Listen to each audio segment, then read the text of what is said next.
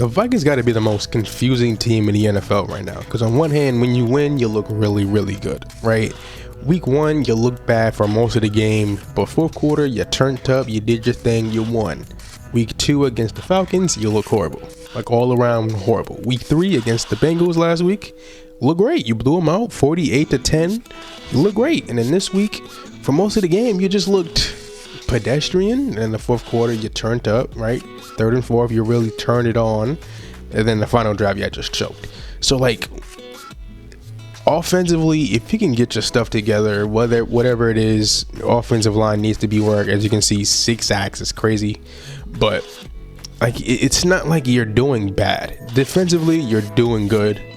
Offensively, something needs to change. I don't know what it is, what's different, whether it's the Sam Darnold effect or it's something the offensive line isn't working right now.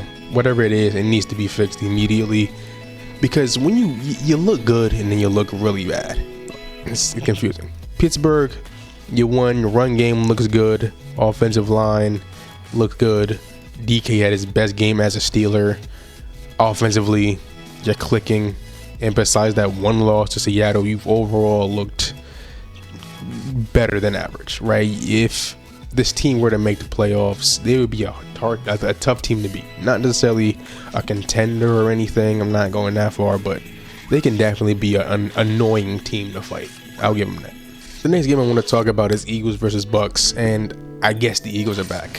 Offensively, they saw what they did the second half of last week against the Rams, and they just did it again. Because offensively, you looked really good. Jalen Hurts isn't having a crazy stat line or anything, and Saquon Barkley isn't particularly doing anything crazy either, only having 43 yards on 2.3 yards per carry, which is really, really bad. But I'm going to give him the benefit of the doubt on that because he's Saquon Barkley.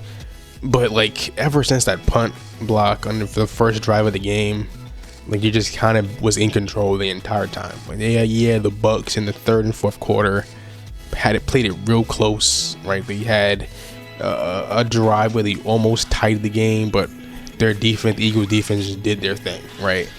So Eagles 4-0. Yeah, it's not the prettiest wins, but the Rams game, you look good. Bucks game, you look good. Offense is coming along. Overall, living good in Philly. And for the Bucks, you're doing fine. Yeah, you lost, but it's to the Eagles, and like I said earlier, a play or two away from tying the game is nothing to be mad at. You play my Seahawks next week. That's going to be a great game. Shout out to the Bucks. Let's talk about Patriots versus Panthers.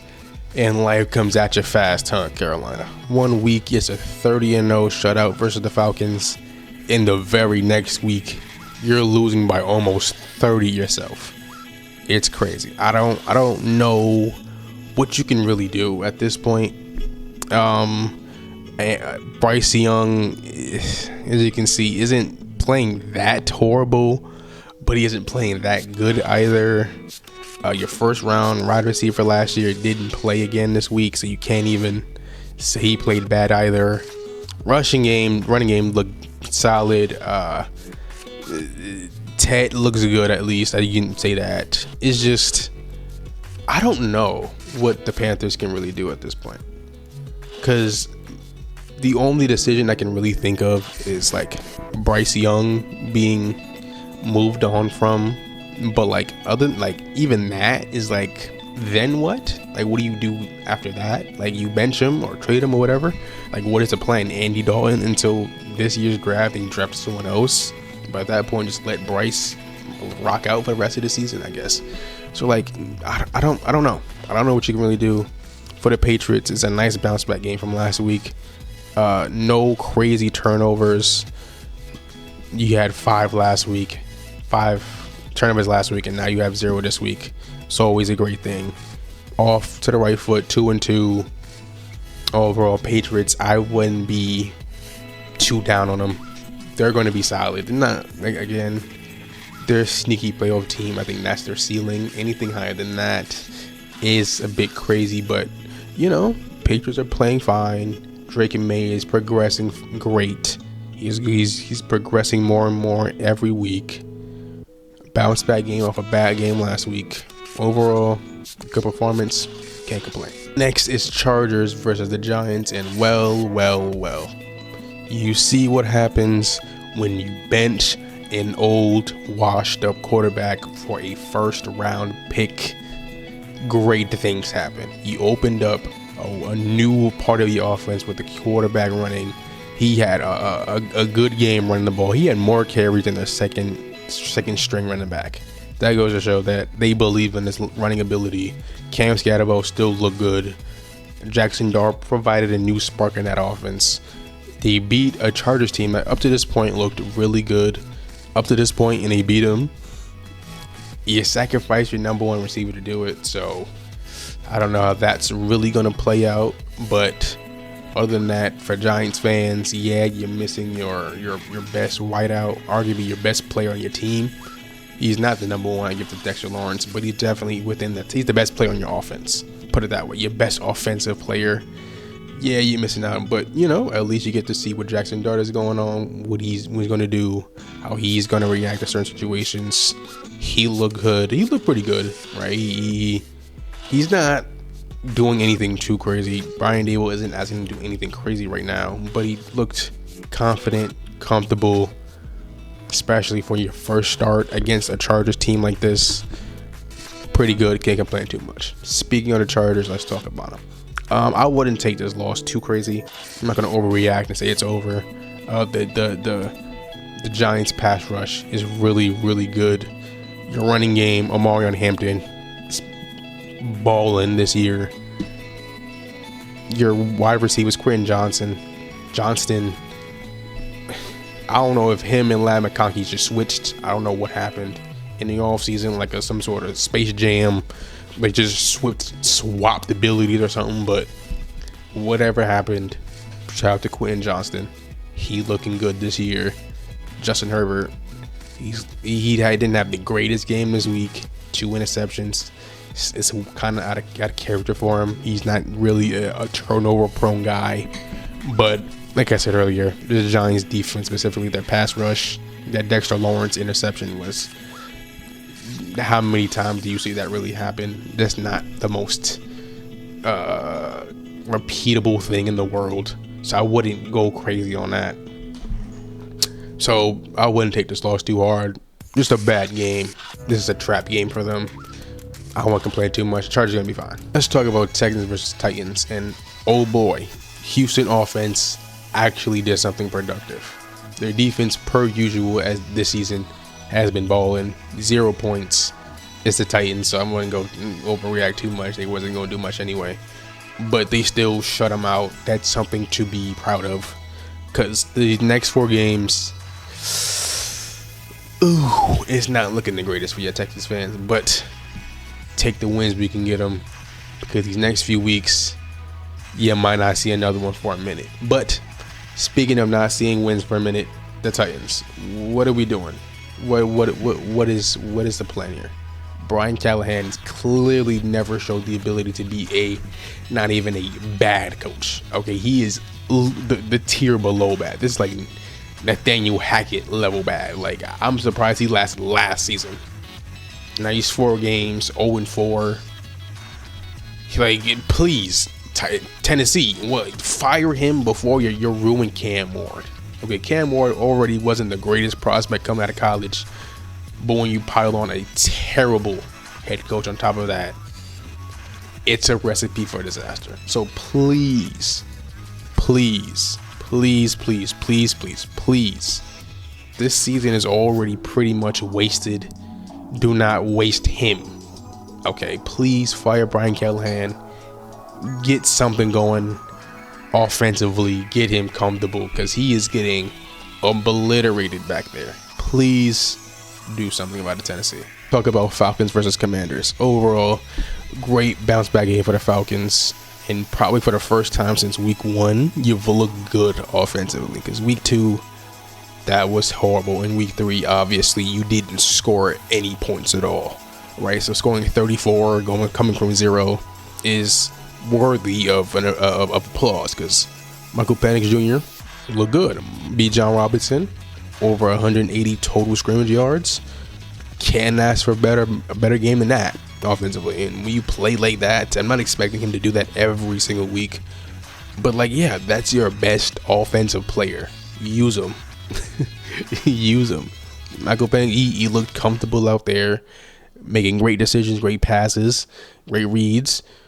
You can't get too much out of him. And for the Commanders, I wouldn't overreact too much. Yeah, you're 2-2, and the Eagles are 4-0, so you're all kind of behind in the division. But just wait for Jaden Daniels to get healthy. Your run game still look good. Deebo Samuel's turned out to be a great addition for you guys for receiving and returning. So pretty much just wait for him to get healthy. You're going to be fine. For Browns Texans, there isn't much for me to say besides the Lions are contenders still. Because I don't know, after week 1, people just wrote them off and like, yeah, they suck. It's over. It turns out they're still a really good football team.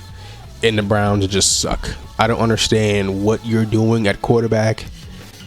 Joe Flacco clearly isn't doing anything. You're not winning games. You don't have playoff aspirations. So why is Joe Flacco still in the game? Why is he still the starter? I don't get it. See what you got out of one of your rookies. I'll give a shot to Dylan Gabriel first because it seems that's the quarterback they want to push first. Put him in the game. Like, your defense is way too good to be just being wasted with a terrible offense. Give the reins to Dylan Gabriel or Shedeur Sanders. Joe Flacco isn't doing anything. Bench him, please. Same thing with the Giants. You had an old, washed-up quarterback and a young rookie quarterback. You put the rookie in when your season is cooked, and your season is indeed cooked. Put him in. For Bills versus Saints, shout out to the Saints. You know, you held in there with arguably the best team in the league, at least the best team in the AFC. You held your own, and for a brief moment, if I forgot his name, if he just would have caught the ball, you would have been in the lead. So this is a textbook definition of a moral victory. Yeah, you didn't win the game, but like, you held your own and almost held the lead against arguably the best team in the entire NFL. So going from last week where you got obliterated by the Seahawks, my Seahawks, this is a moral victory. You take what you can get. They're not a make-a-wish team as many people make it out to believe, but they're definitely not the greatest team either. So being this close to a victory against a team like this should give you confidence. And for the Bills, you are the best team in the AFC. However, I will note this is the second week in a row where you kind of let two bad teams stay in the game way longer than they need to, right? Miami had no business being that close. Yeah, it's a short week, division rival. I'll give you that. But the Saints, there was no reason for them to be that close, let alone almost them holding the lead if it wasn't for a bad throw or a bad catch, whatever you want to label it as. It's kind of a little bit concerning. They are not this unbeatable team as people making it out to be, but they definitely need to, they are beating bad teams. I will say that, but they are keeping it a little closer than it needs to be. So if I'm Buffalo, I'm fine 4-0. You're well on your way to getting home field advantage for now. You're looking like the best team not only in the NFC, AFC, but in the entire NFL. You look great. Hopefully stay healthy. James Cook, ballin', deserves that contract. Josh Allen is Josh Allen. Overall, can't complain if you're Buffalo. For Ravens versus Chiefs, the Ravens season might actually be done. Your defense might actually be the worst in the entire NFL. Derrick Henry has been under 50 yards for 2 weeks in a row. Not saying he's washed. I am kind of having a little side eyes at him a little bit now, right? Lamar might be injured. Who knows what the injury is looking like? Some kind of hamstring injury. Hopefully he's not out too long, because if he is, your season is most definitely cooked. You're tied for dead last in your division with the Browns, which that should never be the case this late into the season. You're a quarter of the way through the year, and you're tied with the Browns at 1-3. You're multiple games behind the Steelers. Well, I think you're like 2-3 games behind the Steelers. And if you don't start picking it up, you can. There's a really strong chance you just missed the playoffs entirely, right? Because it's not looking good at all.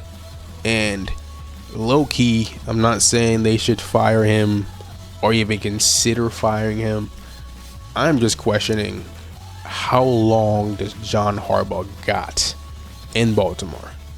I'm starting to question. I'm not saying he's going to be fired this year or next year, the year after that. I'm just saying, if they miss the playoffs this year, you know, the question should be floated in the air at least. It should be at least be questioned. And speaking of things that need to be questioned, are the Chiefs back? Are they the Chiefs of old that are dominant offensively and defensively do whatever they got to do to win games? Because that's what they did this week. They got Xavier Worthy back. He looked good. Mahomes is Mahomes. Travis Kelce didn't look like a bum this week. He didn't look absolutely garbage. So you look good. You won. Will this continue? You're 2-2. You avoided the horrible 1-3. If you started 1-3, you know the sky is falling. But you didn't. You're 2-2. You're fine. People need to relax a little bit. I personally need to relax a little bit too. I kind of overreacted a little bit. But Chiefs, you're fine. Offensively, you look great. Let's see if you can keep it. Let's talk about Rams versus Colts. And man, what is his name? Adonai Mitchell. You single-handedly lost this team the win. Okay, that touchdown fumble thing you costed them. And then at the end of the game, that holding call that costed a touchdown for Jonathan Taylor. My man, you need to lock in, bro. You need to lock in, please. And for the Rams, you're 3-1, tied for first in a game you really, I'm not gonna say you shouldn't have won, but you had a real possibility of losing that game if it wasn't for number 10 Adonai Mitchell costing them the win. There's a real chance you lose, but you didn't. You won. Puka Nacua might be the offensive player of the year. He is going absolutely insane this year. See, one thing about Matthew Stafford, side tangent, if he likes you, he's going to get you the ball. No matter if it's triple, double, quadruple, entire defense, he's going to get you the ball one way or another. And you got to respect it at this point. 13 catches, 170 yards, and a touchdown. Offensive player of the year. You got to say. But, yeah, you're 3-1, tied for first. You have a chance of becoming the definitive first place this Thursday against an injured, battered, or coming off a loss Niners team. I'm a Rams fan. Unfortunately, you're living good. You shouldn't be. I don't want you to be, but you're living good. Colts. Besides those bonehead plays by Mitchell, you're fine. Don't overreact. Don't do anything crazy. Jonathan Taylor still looks good. Daniel Jones still look good. You just, if he didn't cost you to win, you would have been fine. But Colts fans, you're good. Don't overreact. Let's talk about 49ers versus Jags. And honestly, it might be time to respect the Jags. Defensively, they're a top 3 group in the entire NFL, having a takeaway for each single game they played this year, including the 2 more against Brock Purdy. You held Christian McCaffrey in check, at least running the ball anyway. Receiving, he kind of went a little crazy, but rushing wise, running the ball, held him in check for 3.5 yards to carry. Offensively, Trevor Lawrence is doing just enough to win games. One thing I would want or would request out of this team is to give more spotlight to Travis Hunter a little bit on both sides, or pick a side, whatever it is you want to do. Give him more of a spotlight, give him more of a shine. He had a decent game, the best yardage wise of his career so far. Defensively, he didn't really do too much, only two tackles on like 9 snaps, so he isn't really playing too much on both sides. Who knows what they're going to do with him, if they're really going to do this dual offense defense thing, or they're just going to pick a side. I don't know, but whatever it is, do more. He is too talented to kind of just be kind of meddling around a little bit.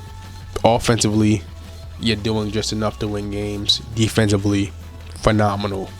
Jags, looking solid. You're tied for first with the Colts. So, you know, everybody talking about the Colts being this real good team. They're tied with the Jaguars. Defense looks legit. Offensively, Trevor Lawrence isn't the greatest quarterback in the league, but he's definitely not a bum either, so he's doing good enough.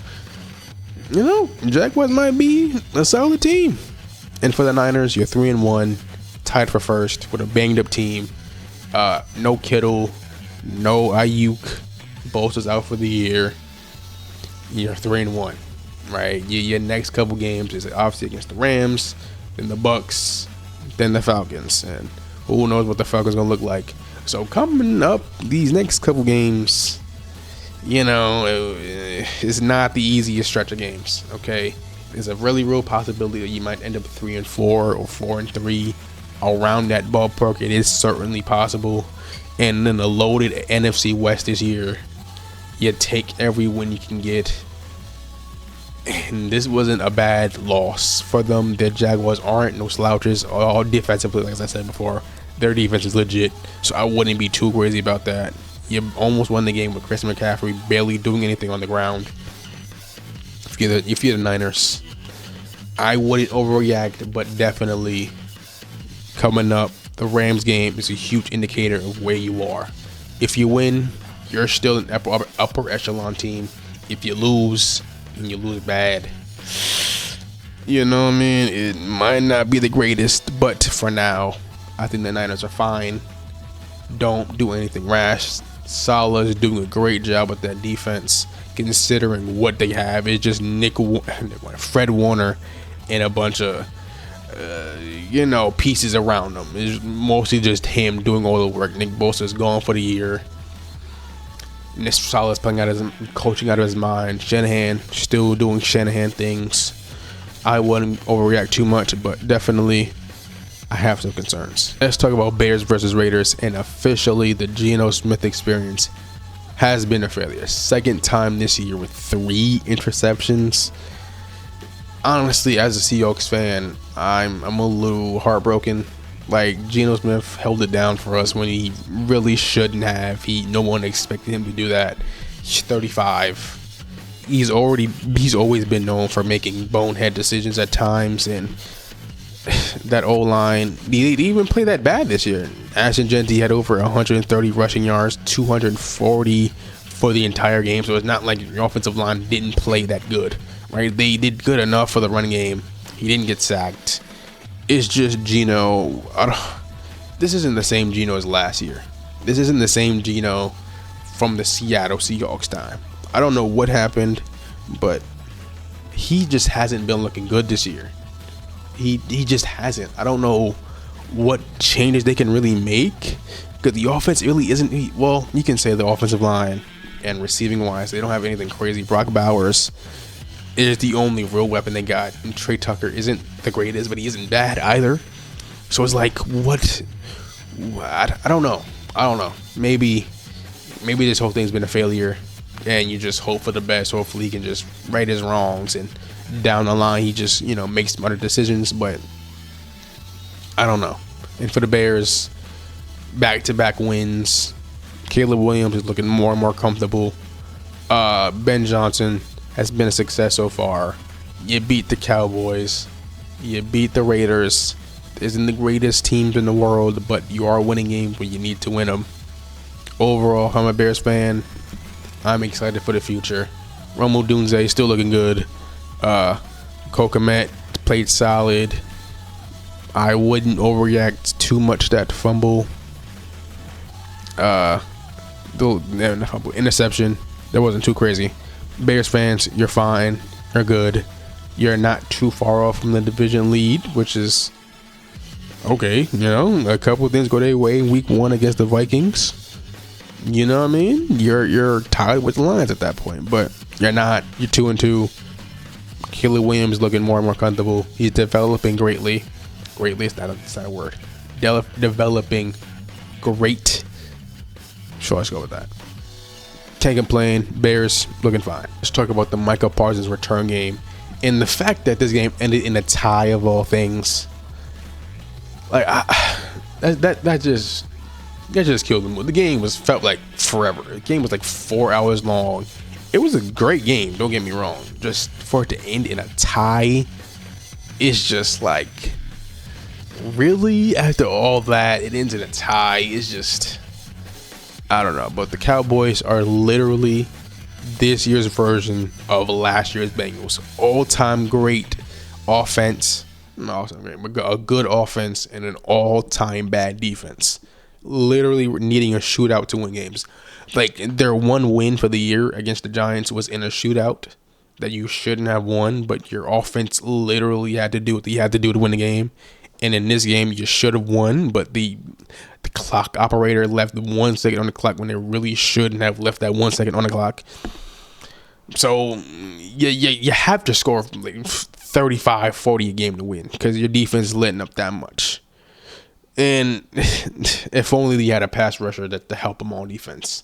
If only. Like, imagine Micah Parsons on the Cowboys. Oh boy, that wouldn't been great. Imagine him on the Cowboys.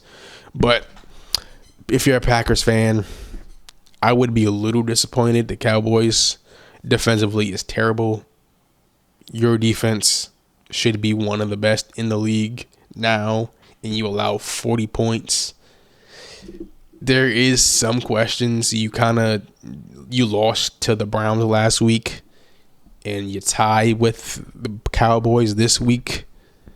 You know, after that strong 2-game start, I don't know what happened. Right, defensively, you aren't playing that bad. You help the Browns. The Browns' offense stinks. Okay, they stink. They wasn't going to score no matter what. Okay, you can put preschoolers out there. They're not scoring. They're not. But Cowboys, they are great offensively, but 40 points is kind of crazy. Granted, Dak Prescott is playing great this year. MVP candidate right now. But 40 points is kind of nuts, especially when you have what you have on defense. That shouldn't be a thing, but get tied. That's going to have some serious playoff ramifications down the line come playoff time. That's going to come out to bite them, most definitely. But I wouldn't overreact too much, right? You still scored 40, right? That's not like you didn't score. You scored 40, right? That stupid second to last play of the game, that I don't know what Matt LaFleur was thinking there. Should have just called timeout, respectable, or something like that. Was that you shouldn't have tied. The Cowboys should have won. The Cowboys should really be 2-2 right now, and you should be 2-2 right now. But by the grace of God himself, I guess, you ended up with 1 second field goal for the tie. If I'm the Packers, I'm a little bit concerned about their defense after this week. A little bit, not a lot, just a little bit. You allowed 40, you still scored 40, but shouldn't have tied them. Should have lost, but you take what you can get. Stupid decision on Matt LaFleur's part and overtime that last drive, but overall, wouldn't complain too much. You're fine. Let's talk about Dolphins versus Jets. Tyreek Hill is gone for the year. He was smiling too. Like, he was happy to get rid of. He was happy to be away from Tua. He was like, yes, thank you. He was smiling, happy. I've never seen someone so happy after getting their knee obliterated. I think he dislocated it. I think that was the report. But praise to him. Hopefully, speed of recovery. Hopefully, he recovers fine. Especially his speed is like his predominant trait. So to see him lose out on that is kind of crazy. But hopefully, he recovers fine. Your best offensive player this game was Darren Waller in the Big 25. Okay, I guess. Like, all right, no one expected that. A-Chan still doing his thing. He's still looking great. Waddle is Waddle. That's the only guy they really have receiving-wise anymore. And apparently Darren Waller. But you won the game. You got your first win against the Jets. Whoop-dee-doo. Like, oh, boy. They're terrifying now. But if I'm Mike McDaniel, you got to pass this week. You're on the thinnest of ice right now. Okay, you better get that. You better hit up Darren Waller with that rap album. Because you're on thin ice.